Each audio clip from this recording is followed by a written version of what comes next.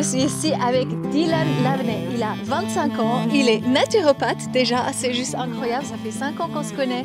Et Dylan avec une jeunesse assez dingue parce qu'il est tombé dans des jolis travers, alcool, machin, tout un petit peu le beans et tout ça.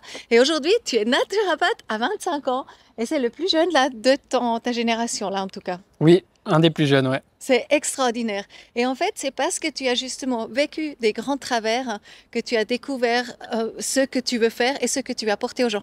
Donc, je te laisse volontiers raconter. C'est quoi? Comment tu es tombé une fois dans ce trou et puis tu as dépression, burn-out et tout ça? Comment tu as fait ça? Alors c'est vrai que durant ma période scolaire, l'école obligatoire, là j'étais déjà un peu en réaction et puis je subissais un peu mon environnement déjà. Et arrivé au gymnase, ben voilà, l'environnement m'a beaucoup sollicité et à ce moment-là, j'ai vraiment senti une fatigue physiologique qui m'a beaucoup impacté justement avec la dépression. Et à ce moment-là, je suis arrivé aussi à commencer à consommer des substances, donc alcool, cannabis aussi vers la fin de ma scolarité au gymnase, des drogues dures.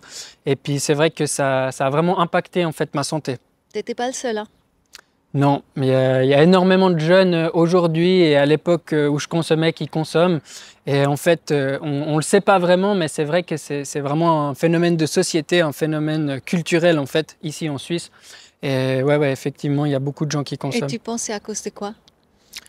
Alors je pense que c'est en partie à cause de la culture aussi. C'est vrai qu'aujourd'hui en Suisse, ben, voilà, la culture de l'alcool est présente.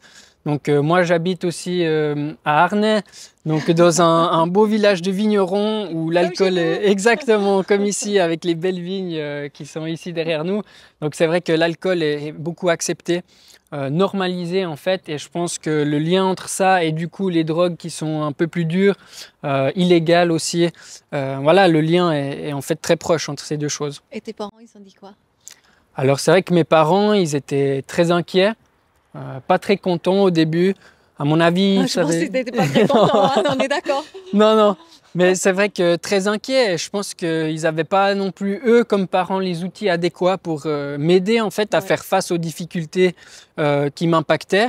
Et donc, c'est vrai que par rapport à ça, ben, malheureusement, la relation s'est dégradée aussi. Et je me suis retrouvé à devoir faire face un peu à ces difficultés que j'avais personnellement seul. C'est ça, en fait, tu as traversé un peu tout ça tout seul, mais aujourd'hui, tu as dit que tu conseillerais aux jeunes qui sont dans le même état, qu'est-ce que tu ferais? Alors c'est vrai que par rapport à ça, il faut savoir qu'il y a toujours quelqu'un pour aider.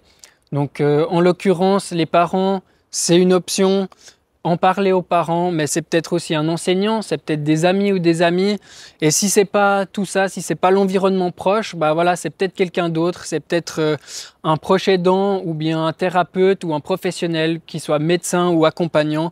Et il y a vraiment toujours des solutions. Donc toujours aller chercher la personne qui nous convient et ne pas s'arrêter en fait jusqu'à ce qu'on trouve cette personne. Ce sera peut-être pas la première, mais voilà, juste continuer et de savoir qu'on peut aller sur Internet et trouver des gens qui sont vraiment spécialisés dans l'accompagnement de jeunes qui sont en difficulté. Parce que c'est vraiment encore pas trop tard. Quand tu es jeune comme ça, en fait, tu as plus de possibilités à t'en sortir parce qu'après, en fait, c'est vraiment la descente dans l'enfer quelque part.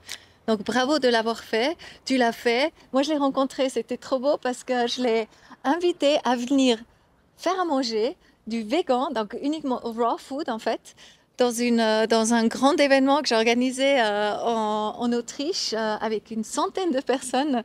C'était incroyable pour le manifeste de la Nouvelle Terre, c'était. Et il est venu et il a super assuré, il avait une belle équipe en fait qui l'ont aidé aussi. Et voilà, donc comme ça, toi, tu as fait quelque part ton entrée, même avec notre événement, dans cette naturopathie après que tu as senti, mais c'est ça que je veux faire. Alors, Oui. tu veux raconter peut-être comment tu es arrivé là. Et juste encore, entre parenthèses, mais juste une toute petite parenthèse, il était quand même champion du monde de freeride de jeunes. Donc, c'est extraordinaire. Et pendant cette période où tu étais en burn-out, où c'était vraiment difficile, tu as quand même eu le sport. On va peut-être pas rentrer de là-dedans parce que voilà, ça va aller trop lent. Mais par contre, je te félicite vraiment pour ces exploits et pour retrouver aussi cet état de connexion avec la terre que tu as quand tu fais du freeride. Tu es arrivé sur l'apathie et sur la connexion avec la nature. Tu veux nous expliquer un peu plus? Oui. Alors c'est vrai que durant cette période difficile, j'ai dû trouver en fait un peu les choses qui me faisaient du bien. C'est vrai que la dépression, bah voilà, c'est une perte d'intérêt généralisée par rapport aux événements ou aux choses qui nous font du bien, normalement. Et j'ai eu la chance de pouvoir avoir le sport dans ces moments-là, d'avoir le ski, d'avoir le freeride qui m'a vraiment permis d'échapper un petit peu en fait à mon contexte de vie. Et suite à cela, bah, c'est vrai que j'ai dû aussi faire face à une remise en question généralisée de mon mode de vie qui touchait aussi au sport. Et en fait, pour moi, bah, du coup, c'est là où la naturopathie a fait son entrée en scène. Pourquoi la naturopathie? En fait, c'est pas parce que c'est le domaine en soi qui est une réponse à mes problèmes, mais plus parce que la philosophie qui est derrière correspond à mon processus et le processus dans lequel j'étais à ce moment-là. Donc c'était plutôt une reconnexion avec qui j'étais, une reconnexion avec mon environnement, avec les liens sociaux qui avaient été brisés aussi durant cette période justement. Et c'est à ce moment-là en fait où je me suis tourné vers la naturopathie qui offrait en fait des éléments de réponse, voire même des outils pour faire face justement à ça. Et effectivement, le ski, ça m'a permis un petit peu de voilà, compenser certains manques que j'avais, mais le ski, en l'occurrence, avait sa limite aussi pour répondre à des besoins qui étaient toujours non satisfaits. Et c'est là où la naturopathie, elle est venue un petit peu voilà, soutenir tous ces éléments-là qui étaient encore un petit peu en suspens, encore un peu dans le brouillard. Et tu peux aussi dire que presque la naturopathie est toute ta philosophie de vie qui a suivi après justement ce burn-out et puis avec les travers, ça t'a vraiment sorti de là. Ça t'a sorti. Donc aujourd'hui, tu te trouves bien dans ta vie, tu as ton métier. Comment tu vis aujourd'hui? Et qu'est-ce que ça fait avec toi d'avoir dépassé tout ça? C'est vrai que voilà, le burn-out, c'est une réalité physiologique. Donc, c'est un effondrement des niveaux des hormones, des neurotransmetteurs, où voilà, il y a vraiment un épuisement aussi physiologique au niveau des surrénales, par exemple. Et donc, tout ce parcours-là, c'était aussi retrouver une hygiène de vie qui soutient mes fonctions physiologiques, mes fonctions métaboliques. Donc, c'est l'alimentation, c'est des pratiques aussi, voilà, se reconnecter à la terre, comme on est ici, les pieds bien ancrés dans le sol. C'est aussi voilà, prendre le soleil, exactement. Tu es aussi chef en grounding, toi. Donc, grounding, c'est marcher pieds nus, combien c'est bien. Qu'est-ce qui se passe quand on fait du grounding? Alors, c'est vrai que du coup, il y a des échanges d'électrons aussi entre la Terre et nous. Alors, c'est vrai que c'est ultra important et puis ça régule aussi le niveau du cortisol et puis voilà, ça peut améliorer les cycles du sommeil et de la veille et voilà, il y a plein de bénéfices à être vraiment en contact avec le sol et puis au final, quand les gens travaillaient la terre avant, c'était ça, c'était la connexion directe avec la terre tous les jours. Exactement. Ouais, exact. Oui, oui. Mais plus avant, maintenant, on se retrouve déconnecté. Ah oui, sur les tracteurs et tout ça. C'est ça. Et puis derrière les ordis. Aussi, ouais. Et les voilà. drones, exactement. On va pas savoir, ouais, tout ce qui est... Voilà. Mais continue encore. Tu parlais avant de justement de l'alimentation, l'importance de l'alimentation. Donc toi, tu as commencé à vraiment avoir une super diète de vie. On est d'accord? Oui. Et là, avec la naturopathie, tout joue ensemble. C'est vraiment un orchestre, la naturopathie. Tu as dit, c'est la naturopathie, dans tout ce qui est aussi la médecine quantique et tout ça, c'est un petit peu comme le généraliste, c'est ça? Exactement. Le naturopathe, c'est un peu le généraliste de la médecine naturelle. Donc, naturopathie, c'est un grand terme qui chapeaute vraiment plein de techniques, plein de méthodes thérapeutiques différentes. Donc, pour moi, on dit toujours philosophie de vie ou art de guérir. Donc, la naturopathie, c'est tout d'abord une philosophie de vie. Donc, on compte une hygiène favorable à la santé avec aussi des méthodes thérapeutiques très spécifiques. Donc, par exemple, des thérapies manuelles et puis de la phytothérapie, par exemple. Donc, on voit la lavande, la magnifique lavande. Voilà, toutes les plantes médicinales qu'on peut utiliser aussi au sein d'un accompagnement thérapeutique. Et aussi, du coup, l'alimentation est effectivement, moi, le premier outil auquel j'avais accès, en fait, librement, sur lequel je pouvais agir, c'était l'alimentation. Donc, c'est vrai que moi, mon processus, il a commencé avec l'alimentation. C'était réduire déjà tous les aliments transformés. Pour te nettoyer, pour te détoxiquer, c'est ce que vraiment, c'était le but. C'est ça, c'est ça. Pour moi, c'était vraiment me détoxifier et me désengorger de tous les éléments toxiques que j'avais consommés pendant des années. Et c'est vrai que par rapport à ça, c'est là où je suis aussi arrivé dans le véganisme, le végétarisme. Et en fait, après, voilà, dans les différents types de régimes. Alors, tu disais aussi, parce qu'on parlait avant de diète et de régime comme ça c'est toujours quelque chose à courte durée. C'est juste Oui, C'est ne pas aller trop en longueur parce qu'il y a des manquements. alors dans mon avis, effectivement, les régimes et les diètes, c'est un outil thérapeutique qu'on peut utiliser à courte durée. Donc pour moi, je suis rentré aussi dans ce domaine du réglage alimentaire avec des régimes, avec des diètes. Et en fait, par la suite, j'ai réalisé que c'était vraiment intéressant en utilisant ces choses-là de manière ciblée avec un objectif précis.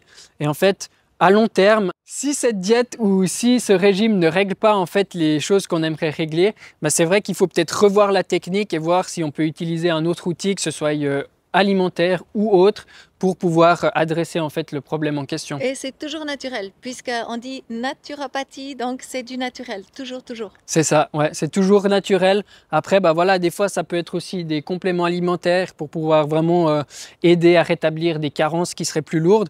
Mais c'est vrai que la base, c'est quand même l'alimentation, toujours combinée bah, justement avec d'autres outils, par exemple des massages, par exemple de la réflexo, par exemple des thérapies biophysiques et quantiques. Bah voilà, il y a vraiment un panel énorme aussi au niveau de la naturopathie, en combinaison avec aussi tous les autres Et tu as domaines dit de la du santé. sport et tout ça, Et le je sais sport, pas. le mouvement, très important, d'être à l'air libre. Voilà. Respiration, marcher pieds nus. Et alors, aujourd'hui, quand on s'intéresse justement, on aimerait te rencontrer, on aimerait faire un bilan de santé. C'est ce que tu proposes. Oui, tout à fait. Et tu le proposes sur Neuchâtel et sur Crécy aussi. Tout à fait. Tu veux peut-être raconter qu'est-ce qui nous attend si on prend le téléphone, on dit Dylan, on aimerait avoir un bilan de santé, qu'est-ce que tu nous proposes? Volontiers. Alors, c'est vrai que je propose généralement un bilan qui dure 1 heure et demie. De cette manière-là, on a vraiment le temps de découvrir la personne, de faire un examen clinique, donc regarder aussi la physionomie de la personne et ensuite de discuter avec elle, de comprendre son contexte de vie et pouvoir dresser un bilan complet et holistique de la personne qu'on a en face de nous. Et à partir de là, c'est vraiment important de revoir la personne assez rapidement pour lui proposer un programme d'hygiène vitale où là, on va lui faire un compte-rendu de ce qu'on a discuté durant le bilan et lui proposer différentes thérapies, soit en accompagnement direct avec elle, soit des éléments qu'elle peut intégrer au quotidien comme une hygiène de vie, justement. Et moi, par exemple, je pourrais continuer à manger du chocolat. Oui, alors chocolat, mais noir, du chocolat foncé, Moi, je sans préfère sucre, le vin. Bon, en modération. bon. Après, on peut toujours faire. Quelques exceptions. Bon. L'important, c'est aussi de garder un plaisir. Donc voilà, c'est vrai que le plaisir, c'est important pour aussi diminuer l'état de stress général. Donc voilà, des éléments toujours en équilibre. L'état interne, il joue énormément aussi sur la manière dont on métabolise les choses.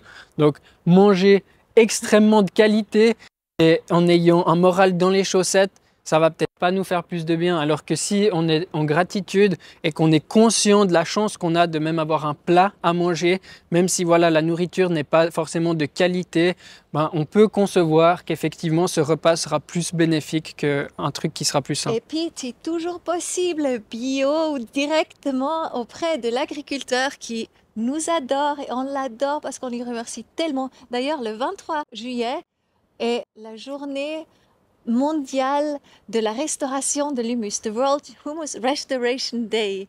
Exactement, c'est vraiment pour organiser une petite fête autour de l'humus, de vraiment remercier l'humus, cette terre fertile, pour, en fait, elle est responsable quelque part de notre vie. On ne serait pas là sans la terre fertile. Tout à fait. Moi, je te remercie, je te souhaite plein de succès dans ta carrière. Merci. Et puis, je suis trop contente que tu sois venu aujourd'hui. Merci à vous d'être là et puis à la prochaine. Merci. Bye